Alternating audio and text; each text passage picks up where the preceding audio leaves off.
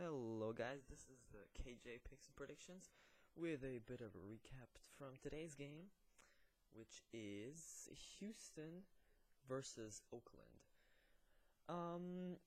27-14 Houston as it stands. So, this is not the shit fest that I expected to see, but got a few storylines I can go into. So first off, we'll go to the winning team first. Houston. This shows promise. I thought this to be a maybe 10-6 even game. Horrible game. Furthermore, is what I thought would happen. I thought Brock Osweiler was gonna play badly. He played great. That's exactly the Brock Osweiler that they've been waiting to see. And I'm very intrigued by this Texans team. I might even have them winning next week. That's how intrigued I am by them. I probably not. There's maybe a 35% chance I actually pick the Texans to win it.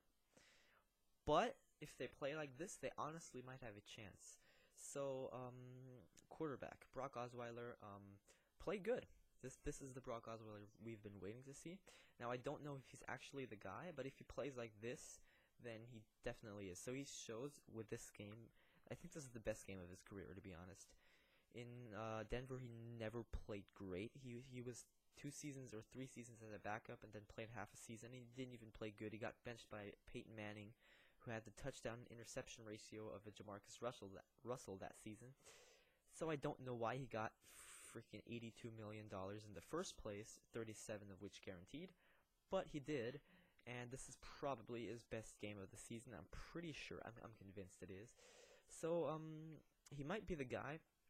I'd still look into maybe getting a quarterback in the offseason. Not like a Tony Romo, because first off, you don't have that money to spend, and secondly, if you just gave a quarterback $72 million, then I really don't think you should give the next quarterback $40 million over 2 years, because Tony Romo is definitely worth that. Alright, so running back Lamar Miller, good game. This is what we really needed. If the quarterback game was struggling, Lamar Miller could take it 10 times a drive, and they go one passing play maybe from Brock Osweiler on 3rd and 10 if they needed to. So Lamar Miller was really used the way he should be used, and great play calling by Bill O'Brien here today to really get him going when he needed to. So they ran the ball when they needed to. First down, running the ball. The Raiders couldn't stop it, at least not in the first half. Second down, they ran the ball again. They couldn't stop it. And then on 3rd and 5, Brock Osweiler played well and he converted.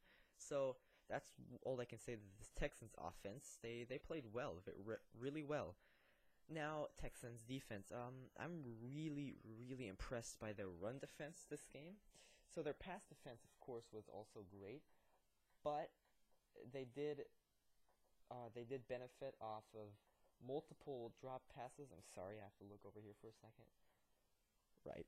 Okay, they did benefit off multiple drop passes by Crabtree and Amari Cooper, who just played awful today. Awful. So they really benefited off that. And then, of course, Connor Cook. Mistakes, which can happen. So Texans run defense, amazing. Pass defense benefited off some mistakes, so I'm not quite sure where I can go with that yet. So I might come back to the Houston Texans in a little bit. Now back to the Raiders. So, I get this might be disappointing for Raider fans, and there might be some Raider fans out there who say, oh my god, our team is so bad, we are never going to make the playoffs again, this was our year, our chance, and we're not going to do it again. And to them I say, it's alright. Well, in one sense it's not alright, in the other it is. So, without Derek Carr, the Raiders are just 25th team in the league maybe. And I might just say this, I might just be fooled by the Texans playing really well, and they might be a top 10 team, and I'm just not noticing it. But Derek Carr really made this team, and that's why I think MVP candidate after David Johnson, who is #1, and it's not close, but I'm not talking about MVPs today. So, where was I? Right, Raider fans, okay. So, you're going to get Derek Carr back healthy. It's not that bad. He broke his leg, or what was it, fibula, tibula, I don't know. So he's going to be back. It's not going to be like Teddy Bridgewater, who is going to be out for 2 years or 3 years or might never come back. So he's going to be alright, meaning this Texans team is going to be alright. I really think Donald Penn could have made a difference because the pass rush from the Texans was really coming, especially Jadeveon Clowney off that, I think, right side, which is the left tackle position Donald Penn should have been covering. So maybe this game would have went a bit differently if Penn was there. But he wasn't, so that's really all we can say for that. Raiders offense, Jalen Richard did all he could really do. Latavius Murray did all they could really do. Run defense by the Texans, as I said, was incredible. So, I wouldn't worry about that.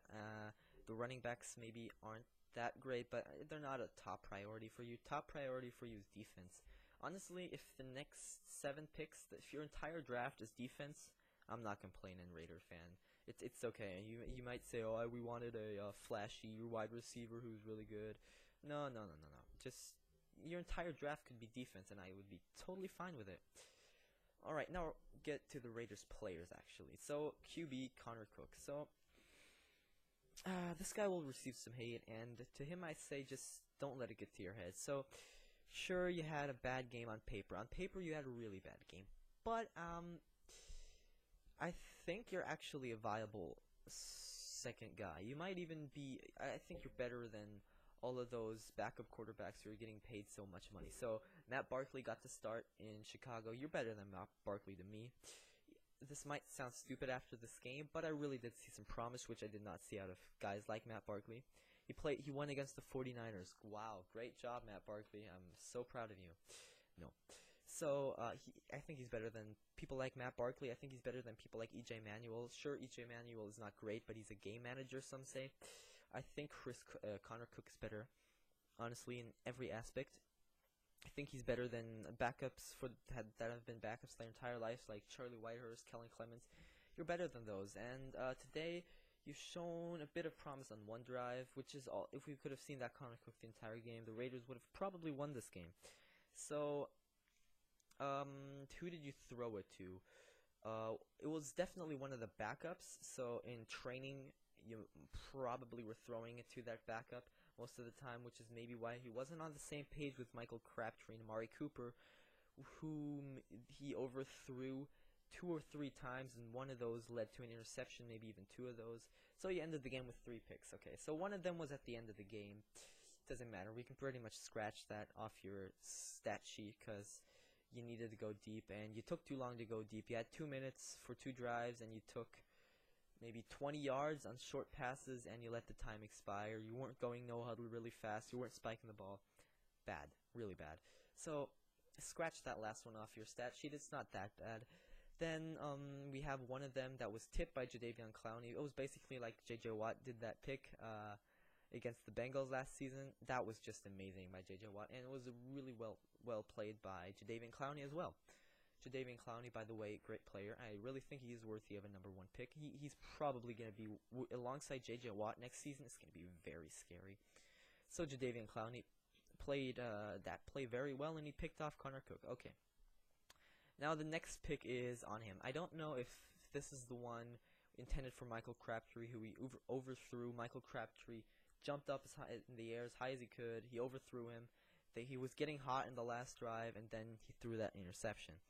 So that is probably on you. I'm not sure how you did it in training, if it was a 12 and in or 14 and in. If it is a 14 and in route by Michael Crabtree, maybe I think it was Michael Crabtree though, then it was his fault for doing a 12 and in, maybe around there. So I don't know what I can say to that. It's definitely not your shiniest moment, and on the other hand, you had some bad incompletions, but you really did show some signs of promise. And I mean Connor Cook. Connor Cook was really let down by his running backs and receivers. And running backs, I don't mean the running game. I mean catching the ball. None of them could do it. Their receivers, Amari Cooper dropped some passes, and this really hurts your motivation when you're trying when you actually throw a good pass, you've had a bad start to the game. Your passer rating at halftime is 9.6. Oh my god, that's horrible. 9.6 passer rating at halftime, and then you throw the picture perfect ball to Amari Cooper on the sideline, and he just drops it.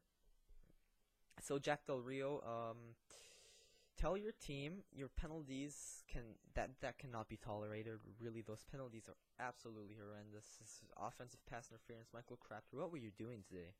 Really, I could have played better than him. Oh my god. Okay. Nothing against Michael Crabtree. I think he had a great season. Just this game, I don't think I need to tell you that he played badly, because he did. So really, that's all I can say to him and Amari Cooper, as I said as well. So Connor Cook, I think it's really bad for him if he gets his first start in the playoff in prime time with a team that really let him down. So stats sheet is horrible. He did not play good by any means of the way, but I do think he should be your number 2 and not Matt McGloin. And it's also unfortunate that Connor Cook isn't on a team like where could he be on with like the Cardinals with an aging quarterback in Carson Palmer, because he's never going to be the starting quarterback for the Raiders. I mean, when Derek Carr is healthy, he'll never be the starting quarterback for the Raiders, and I really think he could be the starting quarterback someday here, but not for the Raiders. So he might just play out his rookie contract, and in 3 years, or I think it is, I don't know, and then he might go to the Cardinals, who by that point might have moved on from Carson Palmer, and if they haven't found an option yet, Connor Cook. So here's my 3-year preview for the Arizona Cardinals. Alright, Raider fans, I said this before in this video actually. You're screwed without Derek Carr, but with him you're really good. So if you improve this defense, if Jack Del Rio, who's done a great job by the way with the Raiders, if you tell your defense, offense, everyone, if you really like, how about $200 for each penalty you draw? That seems about right. How about you do that? And then you put it in a nice jar, a nice big jar or a safe. You put it there, $200 for each penalty. So if you do, what was it, 9.6 penalties a game, let's say 10 penalties a game, you get $2,000 a game, $2,000 16 times, and after that you can go have a nice dinner with all your players, and that would be good. I don't know, let's just punish them somehow, I guess, for drawing those penalties that are horrendous. So what should the Raiders do in the off season? This is not really where my video intended to go. It should be just a recap, but let's see. So defense, you could go corner, you could go safety, you could go linebacker, you could go anywhere on the defense. So I'm not going to get into that, especially because I have no stats in front of me, no roster, and I haven't looked at all the plays, but the tape from each player, so I can't really say anything. I might just end up saying something stupid, and we wouldn't want that to happen, now would we? Alright, as for Texans, you really might have a chance. I think you play the Patriots. Yeah, I think you do play the Patriots. So, you're a good team, but the Patriots, no chance against the Patriots. Same goes for Chiefs. Probably no chance against the Chiefs, but you're not going to get blown out just like last time. So if you play exactly like this, you might lose by 3 against the Patriots, and you might really compete against the Chiefs. I don't know. Alright, so that's really all I could say to these teams. I hope you enjoyed the recap. It is actually 2 a.m. here in Germany while I'm recording this video, so I don't know if I'll still be up to make a recap for the Dolphins-Steelers game, because it will be about 5 a.m. on a Saturday, and I've got school on Monday, so that's always great now, isn't it? My internet connection is very bad right now. I don't know if I can even get this video up tonight, or in American time. I guess that would be this evening. I hope I can. I hope you enjoyed this recap, and I'll see you later.